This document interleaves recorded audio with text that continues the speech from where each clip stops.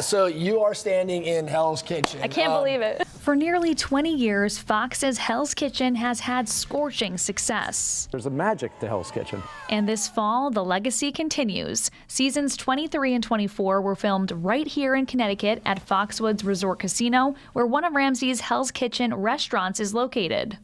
Listen, season 3 I'd be happy with, but we're on season 23 and 24. So that only happens when magic happens, and we have an amazing team. Fox 61 got a behind-the-scenes look at where all the drama goes down. Station where the risottos are made.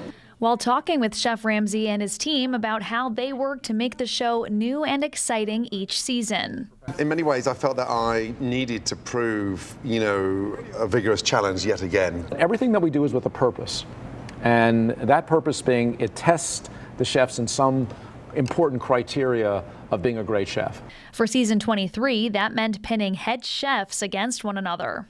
But honestly, 18 head chefs in one kitchen was, at the beginning, Can only imagine. a disaster, because no one would listen, because they all had strong voices and determined, which I love, by the way, but it's getting their egos in check to focus on the job in hand and to get them to take position 3, 4, 5, 6. You all can't be number 1. Season 24 features one chef from each state competing for the top spot. I can't tell you who's on the show. That comes out later. But there are definitely the East Coast is represented. Sous chefs Michelle Tribble and James Avery have experienced the heat firsthand, with Michelle being a past Hell's Kitchen winner herself. Being a contestant is nerve-wracking, and really it's adrenaline every single day. And being a sous chef is pretty similar, except that I don't have the stress of trying to win the show. They say that working with Chef Ramsey is a treat, and they've managed to dodge some of his infamous hilarious insults. Have either of you been blessed with a nickname from Chef Ramsey?